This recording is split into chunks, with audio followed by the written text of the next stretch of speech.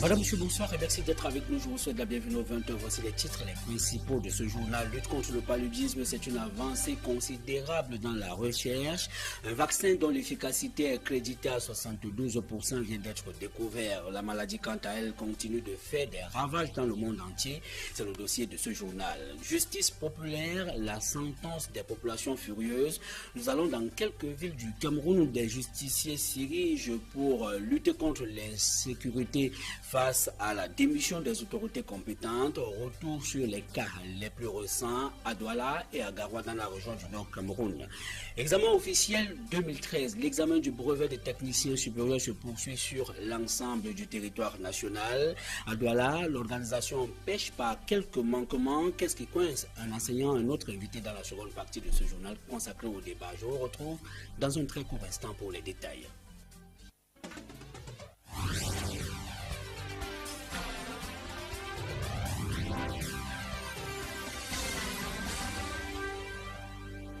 Merci d'être avec nous, Madame, Monsieur de la Santé dans ce journal et c'est le dossier de cette édition. C'est une trouvaille japonaise, apprend-on. Un vaccin pour lutter contre le paludisme. Des chercheurs japonais l'expérimentent. Ce vaccin concentre les espoirs en matière de recherche pour vaincre cette maladie qui décime près de 220 millions de personnes par an dans le monde entier. Des détails avec Mitterrand Dam et Flavien Valondongo. Le paludisme, ce véritable tueur silencieux, mobilise depuis des décennies des spécialistes. Une équipe de chercheurs de l'université d'Osaka au Japon annonce avoir développé un vaccin qui, selon eux, protégerait à 70% contre le paludisme. L'effet de ce vaccin serait plus important que celui de tous les traitements existants. Sur le plan local, les médecins se réservent de tout commentaire, mais gardent espoir. Pour le moment, je ne peux pas vous donner un avis tranché sur le vaccin mené par les Japonais, mais c'est l'initiative Malaria Vaccine Initiative, menée par la fondation Bill et Melinda Gates. L'étude a commencé depuis 2010 et se poursuit. Elle préconise à arriver au bout en 2020. Donc pour le moment, les données qu'on a, c'est qu'ils ont une efficacité déjà autour de 55%. Le vaccin en question s'est révélé être sans danger, affirment ces universitaires. Il entraîne la formation d'anticorps dans 70% des cas. L'équipe de chercheurs compte réaliser une étude clinique sur les enfants de 1 à 5 ans et espère pouvoir passer à une utilisation pratique du vaccin d'ici 5 ans. L'on se souvient qu'une équipe de chercheurs britanniques avait déjà mis au point un vaccin contre le paludisme, mais qui ne protégeait que pour 4 ans. Donc, auparavant, il y avait eu l'initiative du professeur Pataoyo, le Colombien, qui a donné des résultats entre 30 à 40, autour de 30 à 40% d'efficacité. Donc, concernant l'initiative des Japonais, 70%, je crois que c'est trop s'avancer. Il serait mieux encore peut-être de revoir un certain nombre de données par rapport à cette étude-là, et puis d'attendre l'avis de la communauté scientifique. Si la recherche est avérée, le vaccin japonais contre le paludisme viendra soulager les Africains contre cette véritable pandémie. Et on le dit encore, le paludisme tue environ 220 millions de personnes chaque année dans le monde entier. Les spécialistes de la santé prescrivent le respect des règles d'hygiène et de salubrité pour réduire considérablement la capacité de nuisance de l'agent pathogène. Une fois encore, Mitterrand Dam et Flavien Valondongo. Des tas d'ordures, des caniveaux salubres, voilà des endroits qui constituent des lieux par excellence de production de la nouvelle femelle. Le paludisme est là. Et pour de nombreux médecins, le véritable combat passe par le respect des règles d'hygiène à domicile. Le premier volet, c'est d'abord le diagnostic précoce de tous les cas de paludisme et le traitement adéquat. Deuxième chose, il y a ce qu'on appelle une lutte antivectorielle. D'abord l'assainissement de l'environnement en luttant contre les retenues d'eau, les flaques d'eau, en essayant d'assainir son environnement de telle sorte qu'il n'y ait pas de la broussaille tout autour. Il y a une initiative qu'il faut très louer, l'utilisation des moustiquaires. Première cause d'absentéisme dans les entreprises, pourcentage plus élevé dans les formations hospitalières, le paludisme tue environ 220 millions de personnes par an dans le monde. En pratique quotidienne, je peux vous dire la majorité des cas qu'on reçoit, c'est des cas de paludisme, plus de 50% des cas de nos maladies qu'on voit en consultation ambulatoire. L'on pensait à l'origine que cette maladie provenait que des zones marécageuses, que non, le paludisme est présent partout à cause de l'insalubrité. Une prescription qui s'adresse notamment aux populations du quartier Lobby, c'est à Yaoundé, la capitale politique du Cameroun. Ces populations sont exposées au paludisme. La localité ploie sous une insalubrité et une promiscuité sans pareil. Emmanuel Diop et Yannick Mbazoua. Ces petits-enfants ne sont pas conscients du danger qui les guette autour de cette mare d'eau. Nous sommes au quartier d'Imokolo et Lobby, arrondissement de Yaoundé 2e, dans la région du centre. Ici, le paludisme s'est fait maître. Oui, les enfants tombent bien malades même ici, là, à cause de l'eau sale et la saleté qu'il y a ici. Il y a trop de moustiques. Les moustiques, c'est grave. Ici, c'est grave. Les lobbies, c'est grave. Ici, avec les moustiques. On est dans un encadrement qui n'est pas vraiment favorable pour les enfants.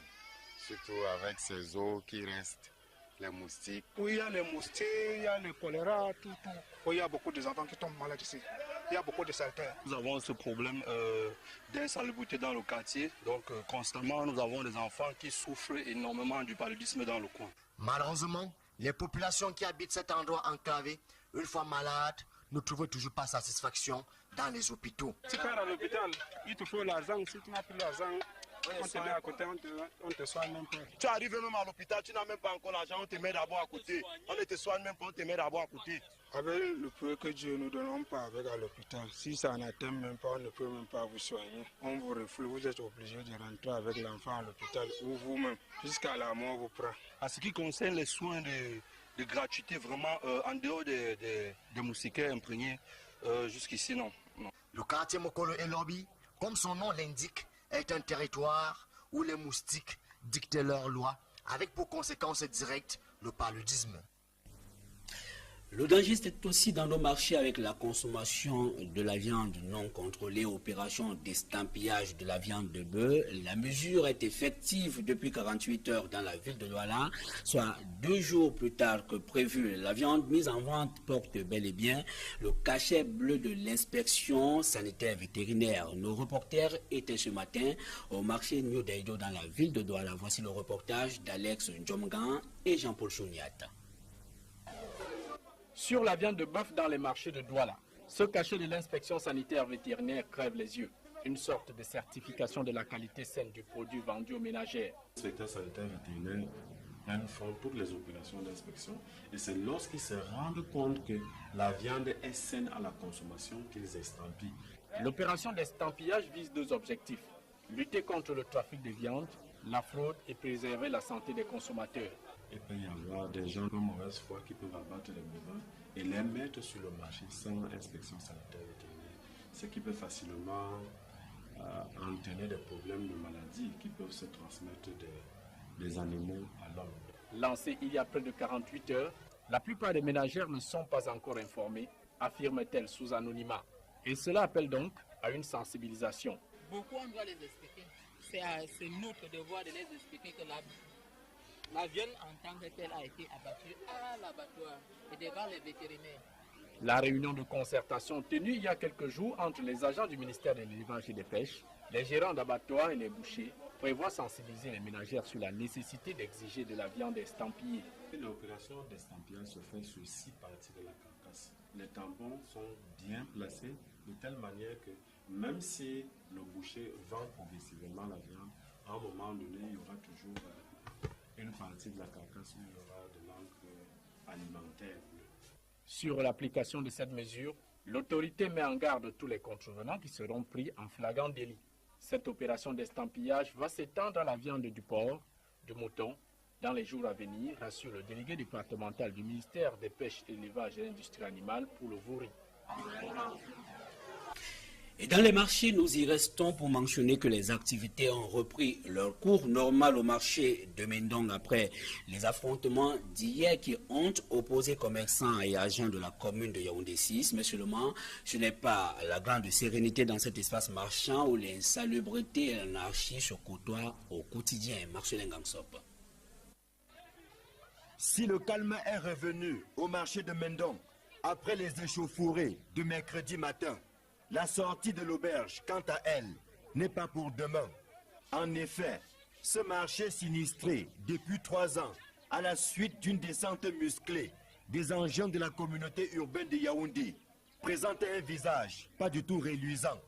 Si quelques boutiques ont pu sortir des terres à la satisfaction des commerçants nantis, ceux à la bourse faible tirent constamment le diable par la queue. Quelques-uns ont pu se faire établir des comptoirs de fortune, mais la majorité se débrouille comme dans la cour du roi Péto. À divers endroits, le marché ressemble plutôt à une porcherie, et c'est à peine si vendeurs et acheteurs ne s'étouffent pas face à l'insalubrité qui prend du galon chaque jour. Circuler à l'intérieur du marché est une épreuve d'endurance qui fait souffrir les chaussures. La situation est pire lorsqu'il pleut.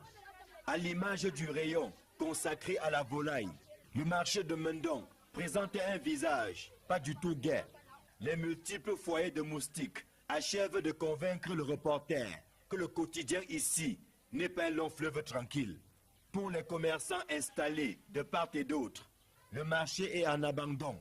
Pendant ce temps, c'est le silence total, aussi bien à la mairie de Yaoundé 6e, qui est censée gérer ce marché, qu'à la communauté urbaine de Yaoundé, qui l'a détruit le 16 juin 2010. 3 ans après, c'est toujours la galère pour les commerçants qui ne supportent pas que la mairie vienne réclamer les droits de place. Et c'est quasiment le calme précaire au lieu dit Carrefour et tout dit toujours à Yaoundé après la violente altercation qui a opposé les agents de la communauté urbaine de Yaoundé aux conducteurs de mototaxi en fin de semaine dernière. Ces affrontements, on se souvient, ont fait un mort parmi les mototaximens qui exigent le départ des agents de la communauté de leur rayon d'embarquement. Des détails avec Emmanuel Diop et Yannick Mbazoua. Il y a une semaine, le Carrefour Etoudi a été au centre d'une altercation entre les agents de la communauté urbaine de Yaoundé et les mototaximens. Bilan de cette escarmouche, un mort et plusieurs blessés graves. La semaine dernière, un agent de la voirie a pointé un motoman, il est mort sur le champ. Actuellement, il a la mort. Les mototaximens du quartier Etoudi décrivent toutes les formes d'arnaque dont ils sont victimes au quotidien. Les agents de voirie viennent menacer les gens avec le gaz, avec tout, avec les couteaux, avec les armes, et ils tirent les coups de feu partout. C'est qu'ils nous disent le papier qu'on doit payer, n'est-ce pas? Ici, là, ils viennent, ils nous trouvent garés, ils nous ramassent les motos. Arrivé là-bas devant, on paye les 25 000, les 30 000. Sur la quittance qu'on vous donne, on écrit 12 000 dessus. Cet argent part où? Ça sert à quoi? Quand on a payé l'impôt libératoire, la mairie à son tour a créé encore un soi-disant tablier. Parce que nous on appelle ça tablier, comme ils disent gilet de sécurité. Ça c'est pas un gilet de sécurité. Quand ça se mouille même déjà, un client ne peut plus s'asseoir derrière la moto. C'est un tissu. Ça ne peut pas faire un an. On nous vend ça à 5 000. Je suis allé à la mairie pour payer l'impôt libératoire. Donc je sais que c'est 8 000 francs. On a refusé de me vendre l'impôt libératoire à cause de ça. On dit je dois donner 13 000. Si on ne donne pas 13 000, on ne vend pas l'impôt. Après une semaine, le calme est revenu. Les mototaximens ont repris leur activité de plus belle, mais avec des réserves. Jusqu'aujourd'hui, ils sont plus revenus. Mais et nous leur prions seulement qu'ils ne reviennent plus. Parce que s'ils reviennent, s'ils veulent que ce soit les problèmes, ils vont nous tuer, ils vont tuer tous les Camerounais. Décidément, la hache de guerre entre mototaximens et les agents de la communauté urbaine de Yaoundé est loin d'être enterrée. Et ce, malgré les différentes résolutions prises lors des moultes réunions tripartites d'urgence, à l'instar de celle du mardi 4 juin 2013 à la préfecture du Fundi. Assainissement urbain, ironie du sort, alors pratique mafieuse. Des objets saisis au lieu dit rue de la Casse dans la ville de Douala sont revendus sur les mêmes lieux. L'opération de déguerpissement forcé menée par la police et la communauté urbaine de Douala continue de faire des vagues. Les commerçants disent attendre impatiemment la réouverture des boutiques qui sont en règle. Étienne Pascal Azebeu. Voici le nouveau visage que présente la rue de la Casse. Une semaine après le passage des éléments de la force de maintien de l'ordre et de la communauté urbaine de Douala. Les scellés restent apposés sur les boutiques qui jonchent la rue d'Obel à Bonakwama. Les commerçants se tournent les pouces en attendant qu'une solution soit trouvée à leurs marchandises saisies. Ceux-ci disent d'ailleurs que des démarches sont en cours avec les autorités pour la rétrocession de leurs objets. Nous avons pris rendez-vous avec eux ce matin à 10h. Effectivement, à 10h, nous étions là-bas. Ils nous ont dit de revenir à 13h, qu'avant 13h, la solution sera trouvée. Même si certains disent ne pas savoir jusqu'ici, la direction comprise leur commerce. On ne sait pas où on a déchargé. On nous a dit qu'on a déchargé certains en 4e, certains étaient déchargés à Boulangio, d'autres étaient déchargés au commissariat central, donc on ne connaît pas. On ne refuse pas que l'État enlève les gens en route. Mais où sont les marchés au Cameroun? Il n'y a pas de marché au Cameroun. Le passage de la commission mixte ici à la défunte rue de la Casse sont visibles. Des marques ont été portées ici et là. OK pour les boutiques en règle et DI pour ceux qui ont des défauts d'impôts et même de facture. Le point d'interrogation signifie par contre que les objets de la boutique n'ont pas pu être identifiés. Des marques pour délimiter l'activité commerciale sont visibles sur le trottoir. Les commerçants disent être suppliés de revoir leurs objets saisis il y a quelques jours, revendus ici au même endroit. Les mêmes marchandises qu'ils ont, on ne sait pas à la bonne, mais je pense que ça revient déjà. On recèle les mêmes marchandises. Environ 96 personnes ont été recensées et ce sont d'ailleurs celles-ci qui devraient reprendre leurs activités à la rue de Belle au terme des négociations qui sont en cours avec les autorités publiques de Douala. Éducation scolaire sous un visage triste et rébarbatif, c'est pratiquement un départ en congé forcé pour les élèves de l'école publique de Bangdakali dans l'arrondissement de Lagdo, région du nord du pays. Le toit de cet établissement scolaire a été emporté par une tornade, obligeant ainsi les apprenants à rester chez eux. Peter Koun et Julingue. L'année scolaire touche presque à sa fin, mais les élèves de cette école ont été contraints d'aller en congé.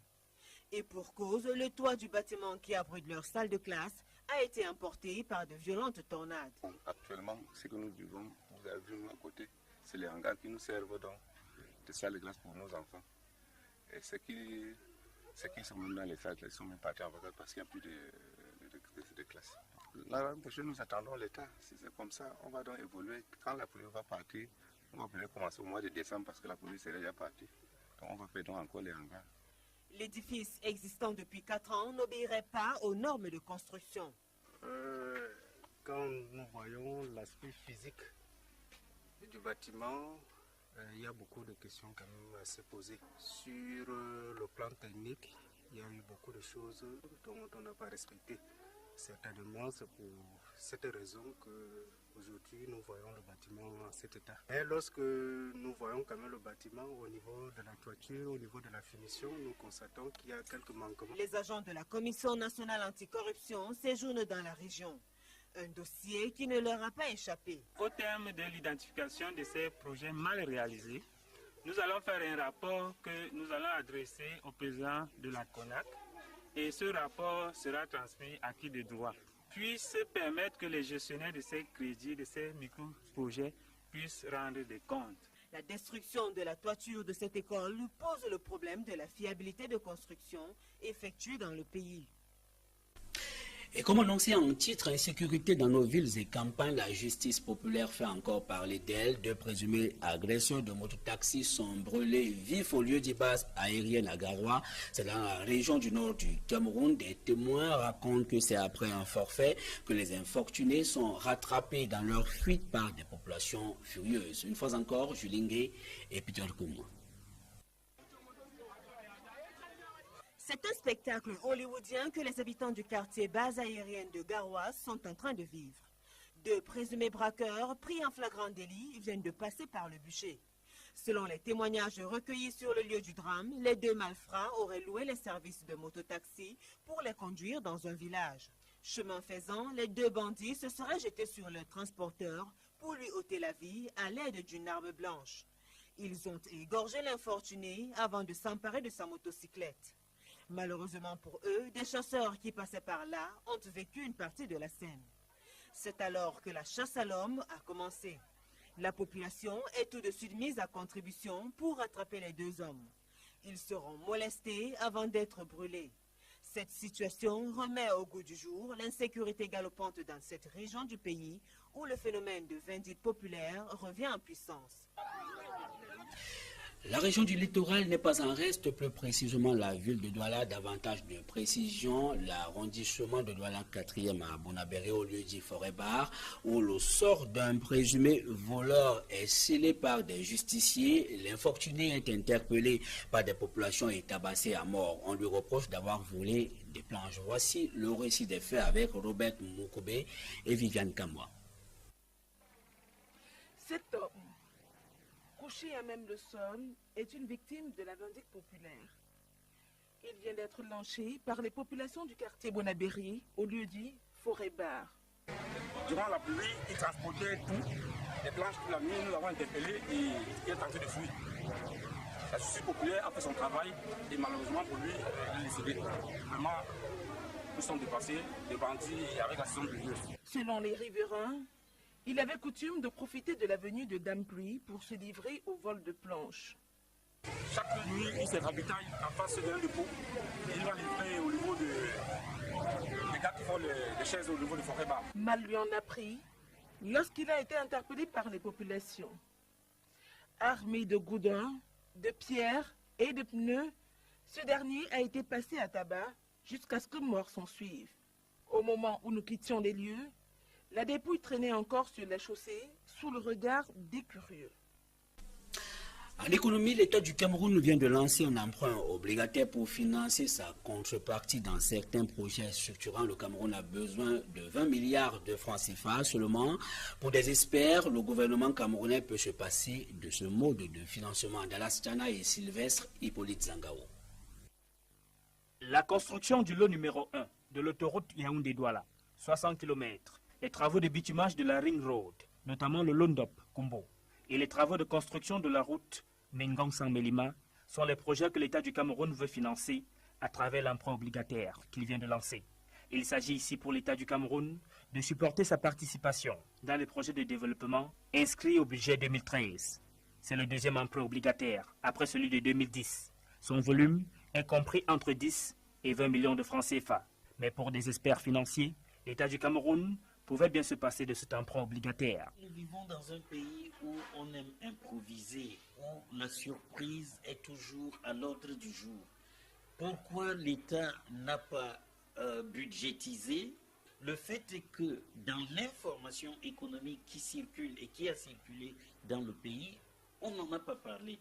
Et tout d'un coup, ça sort d'un chapeau, un peu comme une surprise. On nous dit, voilà, on va faire ceci, on va faire cela. Il n'y a même pas 5 mois, on venait de faire un budget. Pourquoi n'avoir pas prévu tout ça dans le budget? Pour la construction de l'autoroute Yaoundé-Douala, les financements attendus de l'État du Cameroun représentent 15% de l'enveloppe globale du projet, soit 48 milliards de francs CFA. Pour cet emprunt obligataire, les intérêts ne seront reversés qu'au terme de l'échéance, soit 2 ans. Les titres sont rémunérés à 4% l'an. Autre arrêt sur l'information, c'est en Turquie où les syndicats entrent dans la danse de la contestation. À Istanbul, par exemple, la place Taksim a été envahie par des manifestants, des syndicats qui appellent à la mobilisation générale. Les détails avec nos confrères de TVC Monde. Sur la place Taksim, ils sont toujours là. Les opposants au Premier ministre continuent d'exiger sa démission. La Turquie est aujourd'hui clairement coupée en deux. D'un côté, les défenseurs de la laïcité, qui ne veulent pas d'un pays trop conservateur. De l'autre, à quelques mètres seulement, l'autre Turquie, celle qui défend le Premier ministre. Voici le quartier populaire de Kassim Pacha. Le visage de Tayyip Erdogan s'y affiche en grand. Ici, c'est l'un des bastions de son parti, l'AKP. Dans la rue, une majorité de ses électeurs. Le premier d'entre eux, c'est son barbier depuis 25 ans. Il nous explique pourquoi il estime que son quotidien s'est amélioré grâce à Erdogan. Grâce à lui, on a l'accès gratuit aux livres pour les enfants à l'école. Pour ma génération, ce n'était pas le cas. Il a aussi fait beaucoup pour nos systèmes de retraite, pour nous les commerçants indépendants. Son client acquiesce. Depuis 10 ans que l'AKP est au pouvoir, la Turquie a connu une croissance économique très importante. Et moi, je lui dis merci. Une croissance de 5% l'année dernière, qui fait pâlir d'envie certains pays européens pour la plus grande fierté de ses commerçants. Il a rendu beaucoup de services à la Turquie. Avant, on ne nous reconnaissait pas beaucoup en Europe. Et c'est grâce à lui que nous avons gagné notre prestige. Un concert de remerciements quasi unanime dans ce quartier, nuancé cependant par ses boulangers. La croissance ne bénéficie pas à tout le monde. Ce sont seulement les proches de l'AKP et certains secteurs qui en profitent. Moi, par exemple, j'ai dû fermer 3 magasins. Pour l'instant, le Premier ministre Erdogan ne montre aucun signe de fléchissement, mais il semble qu'il ne va pas pouvoir ignorer désormais la profonde division de la Turquie. Et du sport football dans ce journal, ce sont finalement 26 lions indomptables qui sont en cage à Yaoundé. Ils préparent la rencontre de dimanche prochain face à la sélection du Togo. Le sélectionneur camerounais Volker Fink ne pourra pas compter sur Samuel Eto'o-Fils, encore moins sur Benoît Asso et Koto, tous deux forfaits pour cause de blessures. Marcelin Gangsep. C'est confirmé. Les Lions joueront dimanche contre les éperviers du Togo, sans le capitaine Samuel Eto'o-Fils. L'attaquant Danzi Makashkala, blessé, est forfait, tout comme Benoît Asso et Koto. 2 joueurs qui vont manquer à leurs coéquipiers, qui ont poursuivi ce jeudi leur mise au vert au stade Amadou Ahidjo. Franchement, on est heureux de travailler, de se retrouver tous en famille. Malheureusement, on n'a pas tout le monde au complet, on a certains joueurs qui se sont blessés, mais bon, c'est dommage, mais on va travailler, d'essayer de donner le maximum possible pour pouvoir amener le meilleur résultat positif. Les 26 Lions en cage sont conscients de l'enjeu de la rencontre de dimanche et entendent donner le meilleur d'eux-mêmes pour arracher la victoire. Peu importe le staff qui est là, on doit se mettre à la disposition du staff et aujourd'hui on a un nouveau staff. Pour le moment, ça se passe super bien, il nous donne des méthodes à laquelle on doit s'approprier. Esprit de victoire avec beaucoup d'engagement et beaucoup d'envie parce que nous savons que ce match de dimanche est un match très important pour nous. Très important pour le peuple camerounais, étant donné que nous voulons faire les choses bien, on va donner le maximum pour pouvoir y arriver. Sur ce qu'on a vu à Kiev, en amical, dimanche dernier, il y a bon espoir que les poulains de Volker Fink soient au meilleur de leur forme dimanche. Au vu de la réaction qu'on a eue contre l'Ukraine, qui, il faut le reconnaître, un adversaire de très haut niveau mondial, la réaction a été très intéressante par rapport à nos joueurs. Et nous essayons d'entretenir cet état de forme pour qu'ils soient très prêts au match contre le Togo. Les Lions indomptables quittent Yaoundé samedi matin à destination de Lomé au Togo. À leur arrivée, ils auront juste le temps de faire la connaissance de l'aire de jeu avant l'affrontement de dimanche. De l'information publicitaire pour refermer ce journal, la Société anonyme des brasseries du Cameroun et Isakam Hygiène et Salubrité du Cameroun ne veulent plus voir les déchets plastiques traîner dans la capitale Yaoundé. Les 2 entreprises viennent de lancer le projet environnemental Plastique Recup, un projet qui consiste en la collecte et en le recyclage des emballages plastiques. Le reportage. C'était il y a quelques jours et ce train situé en contrebas de la Sofa 20, au quartier Sam à Yaoundé, offrait une honteuse image. Et c'est ici que la Société anonyme des brasseries du Cameroun et Isakam ont porté leur choix pour le lancement officiel du projet environnemental Plastique Recup. En un laps de temps, des centaines de bouteilles plastiques qui provoquaient des inondations à cet endroit ont été dégagées. Illustration, s'il en était encore besoin, de l'impulsion que les brasseries du Cameroun et Isakam veulent donner à leur action de protection de l'environnement et d'assainissement du cadre de vie des populations. Nous produisons et nous commercialisons des millions de bouteilles chaque année et il nous semblait indispensable aux brasseries du Cameroun de sensibiliser les consommateurs sur le geste citoyen qu'il faut faire par cela. Et donc avec les brasseries du Cameroun et la société Isakam, avec M. Gapanou, nous avons monté ce projet. Ce projet était de mettre à disposition des consommateurs des bennes dans les principales villes, de manière à ce qu'ils puissent effectivement déposer leurs bouteilles. Avec un système incitatif, puisqu'on sait toujours qu'il faut mobiliser les gens pour les sensibiliser, avec un système incitatif de 10 bouteilles vides, une bouteille gratuite d'eau. Donc ça permet quelque part aux gens de se dire qu'en plus de faire un geste citoyen, ils ont quand même un bénéfice personnel. Il n'est donc plus question que les bouteilles plastiques soient déversées dans la nature, au point de constituer une menace sérieuse pour la modernisation du visage de la ville de Yaoundé. Le bon geste consiste désormais à collecter, puis à recycler ces déchets plastiques qui prolifèrent dangereusement dans la capitale. Ça va consister pour nous à quoi? À effectivement récupérer les bouteilles. Donc c'est nous qui allons mettre les bacs, on va mettre les camions, les brasseries fourniront de l'eau dans le cadre des échanges. Et une fois les bouteilles récupérées, c'est nous qui allons les recycler. Premier recyclage, nous allons sous presse les comprimer pour une expédition à l'étranger parce qu'il n'y a pas encore de bonnes industries capables de le faire sur place. Le gouvernement est séduit par cette mutualisation des forces de deux entreprises citoyennes qui ont décidé de contribuer au changement du visage que présentent nos villes. Tout le monde le sait, Sobaba ici à Yaoundé faisait la honte d'une capitale. Mais le fait que le duo Isakam et Brasserie ait eu cette idée de venir ici, nous sommes très très contents. Je pense qu'avec cette opération qui va se poursuivre, on va redonner à nos villes leur beauté d'antan. Lancé à Douala en novembre 2012, le projet Plastique Recup a déjà permis de recycler 750 000 bouteilles plastiques qui constituent en fait des déchets non biodégradables. Avec la mesure incitative qui accompagne cette opération, il est à espérer que les populations dont les mauvaises habitudes ont la peau dure vont adhérer au projet lancé ce 5 juin à Yaoundé. Voilà, madame, monsieur, toutes nos excuses, indépendamment de notre volonté, vous n'aurez pas la seconde partie du journal consacré au débat, comme annoncé en titre, un débat qui était prévu sur le brevet de technicien supérieur qui se poursuit sur l'étendue du triangle national et dont le déroulement dans la ville de Douala ne se passe pas sans en écloge. Dans la ville de Douala ou dans certains centres d'examen, il y a de forts soupçons de fraude, des fraudes au centre desquelles sont cités des enseignants, malheureusement. Des enseignants qui ont donné leur parole pour débattre avec nous ce soir n'ont pas cru devoir respecter leur engagement. Ce n'est que partie remise, on l'espère bien. Merci de nous avoir suivis. Restez sur nos programmes. À demain 20h. Au revoir.